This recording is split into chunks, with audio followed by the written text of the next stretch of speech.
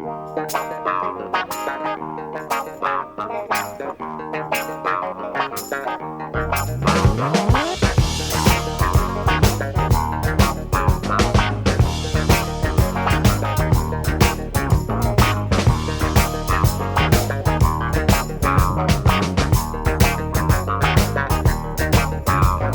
Merry Monday morning, Detroit. It's another wonderful day in Zamunda. My name is Reginald M, and I'm here to welcome you to InnerView.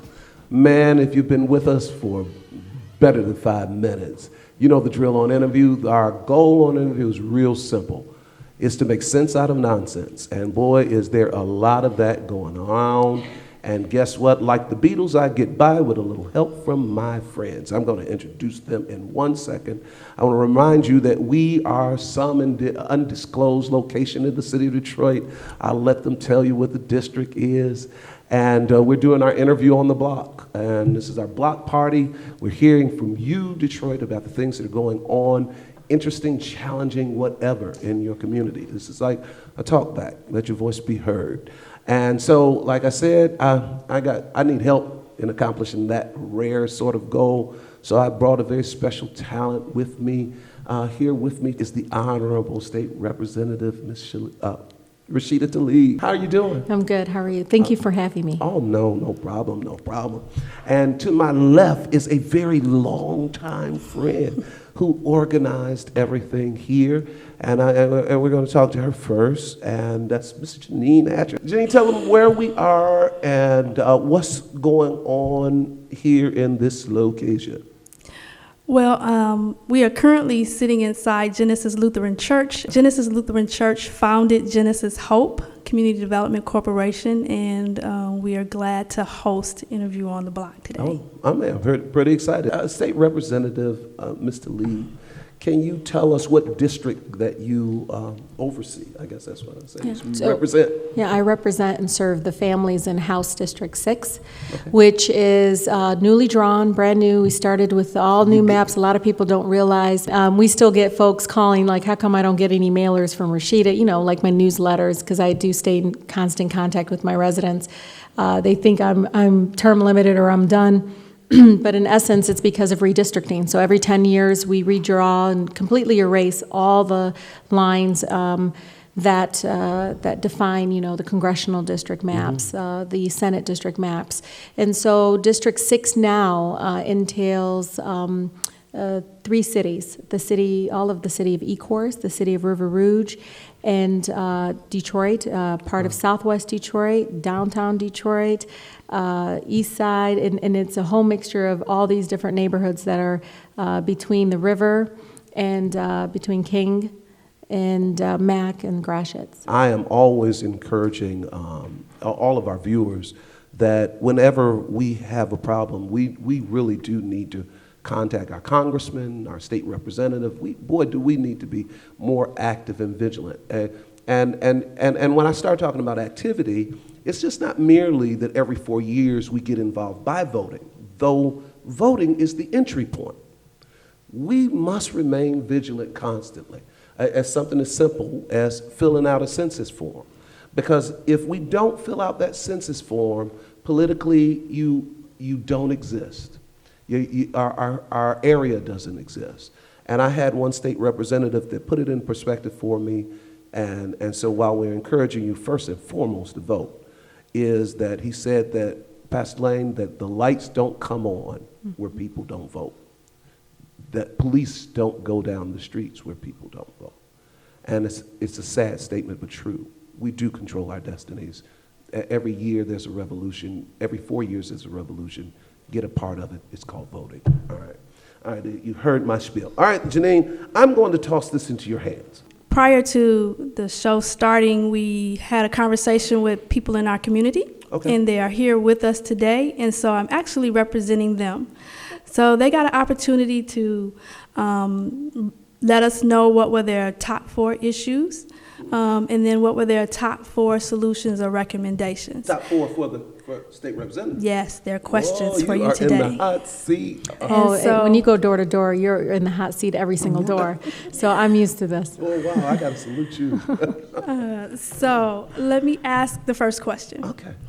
Do you believe the state owes the city money from the revenue sharing deal that Archer made with England?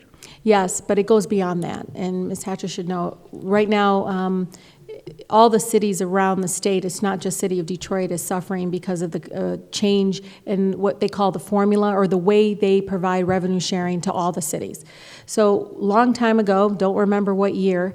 During the England administration, though. No, it probably was even before that. I'm not sure really where that deal was done during the England administration. I'm talking about, or Granholm administration as well. It trickled down to the Granholm administration right at that time, the transition.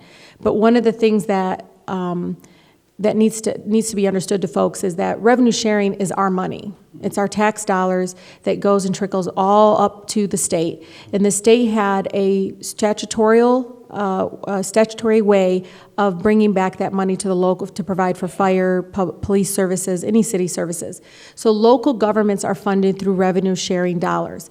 So the governor this past budget cycle, and before that, he basically changed that formula, and a lot of people objected to that and thought that through an executive order, through his budget implementation. Wow. And he included changes that reduce significantly how much money our communities get. For instance, we were supposed to get over $330 million. We only got, I think, $170 million of revenue sharing dollars this year. So the disinvestment doesn't even start with that deal. It stayed consistently beyond that deal. So it's not just that dollars that were owed to us. We continue to be cut beyond even those $220 million that the state owes us.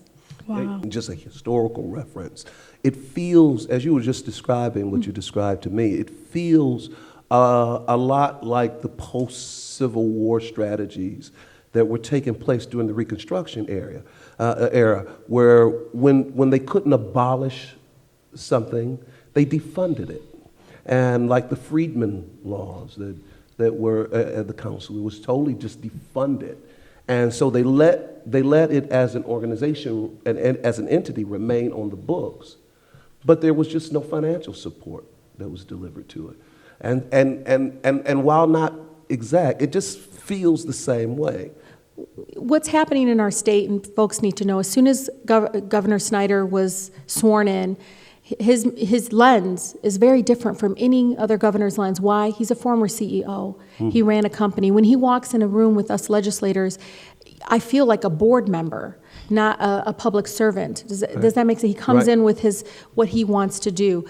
He's not a bully about it. He's not, mean-spirited about it. Just real pedantic. Well, he's a person that, as a Democratic chair of appropriations, we get a binder every single year of what the governor's recommendations are. And under it doesn't say Governor Rick Snyder. It says Rick Snyder, CPA. I mean, he does see himself as the CEO of the state.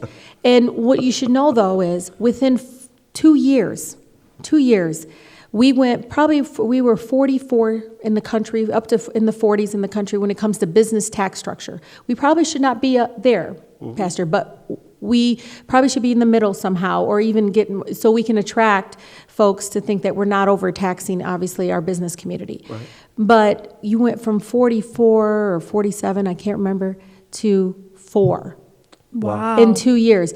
Folks ask, well, how did we pay for that? Because you have to ask that question. How did that happen? How did we give all these breaks to businesses? And, we're up there with Texas now. And it's because all the credits that we used to get, earned income tax credit, is gone.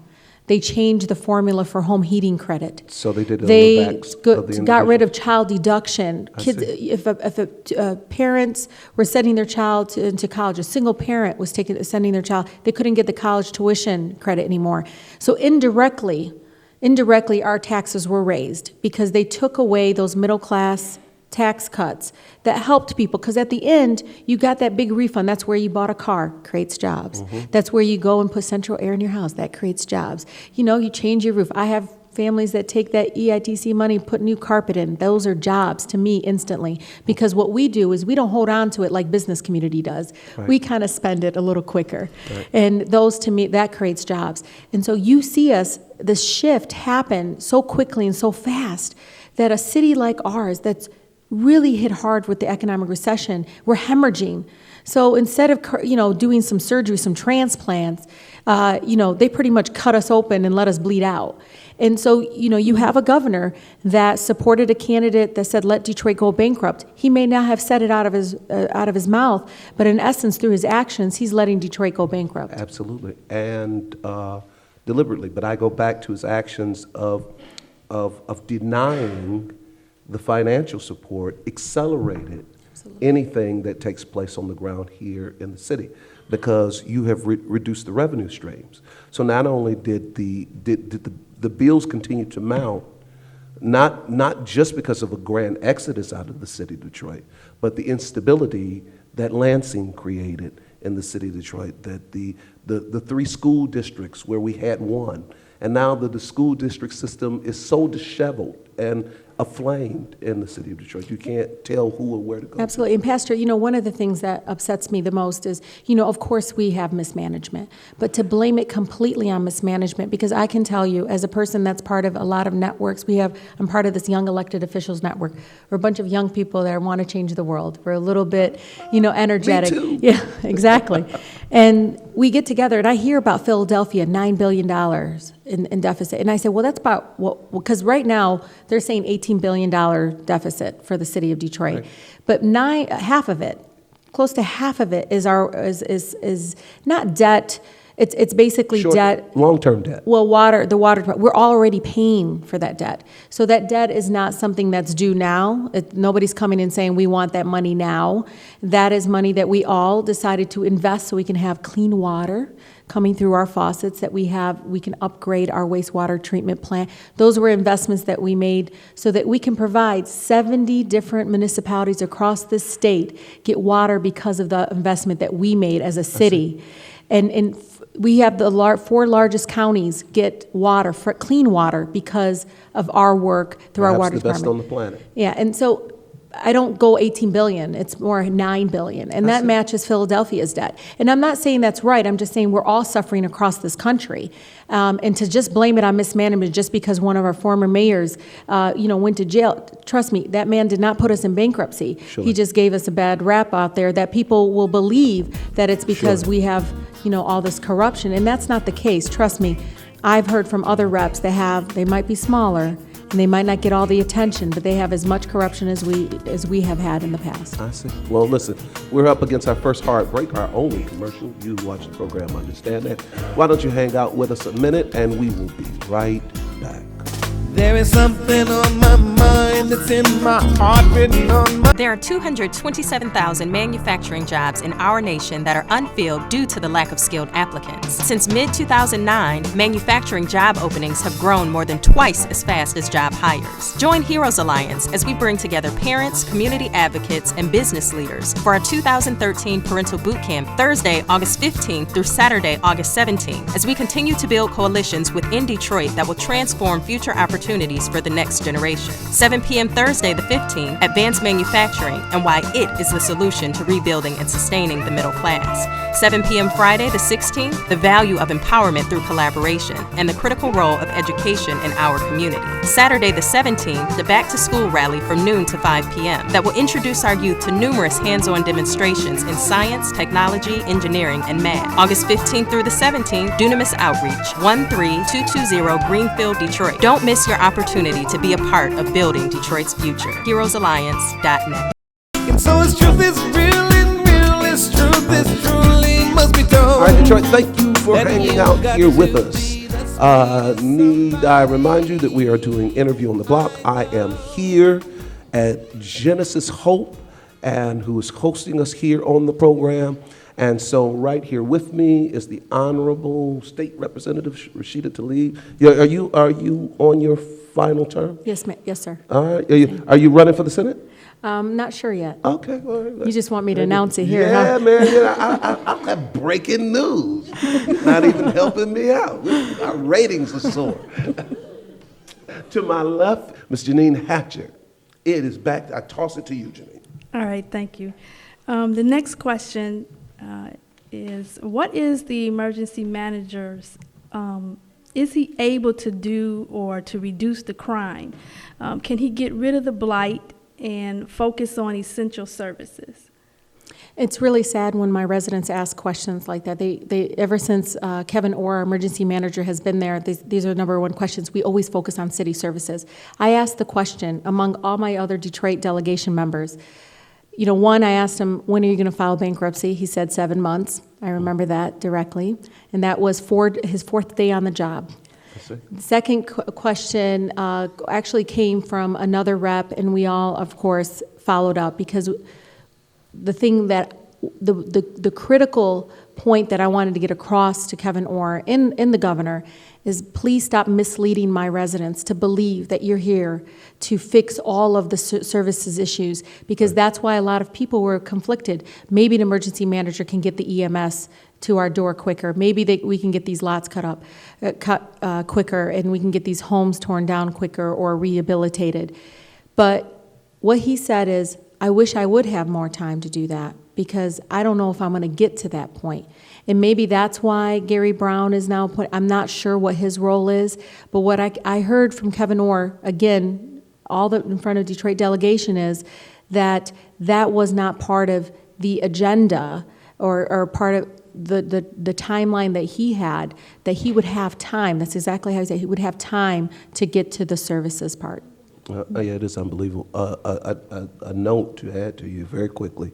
I organize a pastoral coalition group that we meet frequently to talk about how can the clergy get involved and advocate for the community and truly represent and serve those we serve on Sunday mornings. It's needed. But a number of members from that community were invited the second week that Kevin Orr was there into a meeting. They came back to report to our meeting the very next week. He said that, forget what he's saying on TV. Exactly. He said to every one of those, as he was looking for clergy support, that we are going to file bankruptcy. So everything heretofore has been a dog and pony show. Yeah, so. Wow. The second question about the emergency manager, in your opinion, is he in conflict because he quit the firm that is currently handling the Detroit bankruptcy? You know what I love about my neighbors and our amazing city that I was born in? I mean, the strength that I have is really from just the roots that I have here, and we always want to follow the conspiracies, and I think that sometimes overshadows the real issue here, is which we deserve a better city, and we should have the power of changing that and electing people to do it right. And if they don't do it right, we got to keep going until we find it and stick to it, so that they're held accountable to us, versus appointees that may not call me back when I have EMS showing up an hour and a half later after a child is run over. These are issues that are dear and close and touch people's lives immediately. And I think the emergency manager, doesn't really truly realize that people had so much faith in him to come in to address all these concerns, and that he's pretty much not here to do that. He's basically here as a former bankruptcy attorney, or let's face it, he's a currently bankruptcy attorney, is to get us to move towards bankruptcy. And that's exactly why he was appointed to come here and do. And he's the most qualified, obviously, compared to anybody I think that they were actually looking at. So do we want to start talking about, there could be, but I can't read his mind. You can obviously say there might be a conflict, but I think if we stick to just talking about that, we'll just get more angry than maybe motivating us to say, they're not doing enough and they're giving up on our city and we need to do more. Just switch gears a little bit. What is the best strategy to bring more jobs to Detroit? Increase minimum wage. Why I think increasing minimum wage is something that nobody is looking at is that right now majority of our family and friends, folks, and that majority of people that live in the city of Detroit making $7.40 is just not enough. And increasing the minimum wage, to me, moves us towards building first our base, or giving them a quality of life so that maybe they are able to go back to school, are able to provide for their family. Some have, even when you actually see an increase in minimum wage historically, it increases economic activity in those communities. And I believe that we need to take care of our current base of people that do have jobs now, and the majority of Detroiters are really suffering the most because minimum wage is at $7.40, and milk is almost $5 at some of these corner stores, and gas is so high, people can't afford to live this way, and they can't afford to be away from their family and friends and to enjoy their lives because they have to have 2 to 3 jobs to survive. You know what, I'd like to respond to that too, Jeanine. In addition to raising the minimum wage, I think that, I heard you mention just before we were on program about the Detroit's Future Detroit's Future Project, and that whole piece. Presently, I had a chance to read 3/4 of the whole document. And some of the stuff, you know, I kind of agree with them on, but other things is slightly misleading. One of the things that I always resent that happens in the city of Detroit, that we often talk about concerning Detroiters' jobs. And the one thing I'd like to have as opposed to jobs are real economic opportunities. Because what usually comes in to most communities are they offer them entrepreneurial or economic opportunities. Comes in the form of contracts, large markets, etc.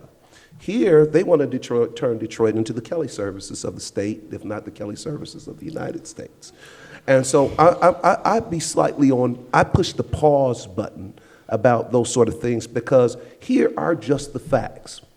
If a corporation, and Mr. Lee mentioned that they reduced our tax dollars in order to attract businesses under the theory that businesses create jobs. And the large mantra amongst the Conservative Party is that these are the job creators. That is not what creates jobs. Demand creates jobs. It's a simple economic law of supply and demand. And it doesn't matter how much of a tax break you give them. If they don't have anybody to sell their widgets to, they're not going to hire any more people to bring on more widgets. And innovation has reduced the necessity for that sort of labor. And the final point is, any corporation that's going to come here, they're not going to hire from the ground. They are going to bring their team. They are going to come into a community fully equipped. They're not opening up a brand new business. They have a hiring pool. They have a talent base. It just doesn't work that way. And so if we bite on the initial premise, we're led down a stream just like Kevin Orr, where we think that Kevin Orr is going to come here and fix the police department when his obvious role is obvious. But we can sometimes be so desperate that they says, well, we need to do something. But baby, we never need to confuse doing something with doing anything. We don't need to do anything. We cannot do everything. We need to find out and do the right thing. So I say, no, leave that alone. Amen. I'm inviting them to my next press conference about increasing the minimum wage.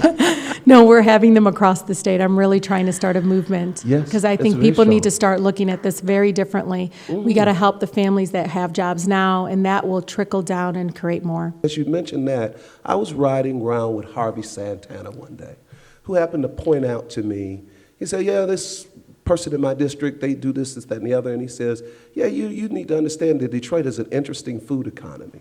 And he says that we have $50 million that come into the city of Detroit every month. There's $50 million that comes into the city from the state every month in the form of a bridge card. And I had to start doing the math. $50 million. That's $600 million a year. If we were just to harness just that market and organize it, rather than to ask Kroger's to come in and service our community, but develop it ourselves. But even if they do, right, Pastor, those are not good paying jobs. No. It's just not enough to survive. So the jobs that are coming in are not quality jobs that, even if it's hospitality, even if you're working at a hotel or you're a waitress or in the food industry or you're a stock girl or boy, whatever it is, $7.40 is just not enough to it's not a survive living in this wage. country. Right. It's not a living wage. There's been burning desire to know a little bit more since the redistricting, so let me ask a couple of those questions. What is your platform in advocating for city and neighborhood residents, specifically around new energy forms? One of the things that I have been focused on primarily, though, is when I talk about community development and so forth, is supporting some of the community organizations around public safety and around, access to services and things of that nature. I do support every single time anyone talks about green jobs or creating green jobs. I'm absolutely in support of creating these kinds of alternative, good paying green jobs. The one bill that I introduced over and over again is retrofitting trucks, trying to require our state vehicles, any trucks, any of the construction companies that bid on contracts for the state, all of them, all their construction equipment, all needs to be retrofitted. And, we have President Obama has been setting this platform since he was elected, and there's all these dollars just sitting out there for companies to go ahead and have maybe the federal government pays 70% of that plan towards moving towards being greener and towards cleaner energy and so forth. But I'm only focused, on the job creation, obviously, but I am really focused on trying to mandate, and they don't like that word in Lansing, especially my conservatives, but they mandate a lot of stuff on us. Oh, absolutely. And so I'm going to use the word. They require that we now, as a state, be the role model and requiring that we retrofit and move towards cleaner cars, cleaner construction equipment, cleaner, and moving towards that. And when we start doing that, then we'll start requiring a lot of our contractors to do the same. Again, there's money out there to pay majority, 70% sometimes, even 100% sometimes, of trying to retrofit. And those create jobs. The stats out there are phenomenal in how many jobs are created because somebody has to make that equipment, somebody has to install that equipment, and that's a huge industry that has not been tapped into, especially here in the city of Detroit. Here on the east side, about 30% of our land is vacant. Mm-hmm. And so one of the ideas is that the Lower East Side become a green development zone. And so, but what does that mean? Yes. When we say green development, we're saying productive reuse of the vacant land and the vacant buildings. I see. So that vacant building, though, could lend itself to an innovation park. To the advanced. It's happening now. Manufacturing, in addition to some of the green things like growing food indoors, growing fish indoors. I absolutely would support something like that. We're not moving fast enough on it. Yep. City Council's been talking about it for years. I think 6 years ago we were talking about, and some people, that's the fact of the matter is the terminologies are so confusing. But I completely agree with you. It needs to move towards that. But how do we do that? How do we get to that point where we can actually start seeing some real residents having their way of being able to farm their land? Some of our thoughts is if this was designated a green development zone with some incentives to attract businesses, that would be one way to get started. Hey, Detroit, we'll see you in a week.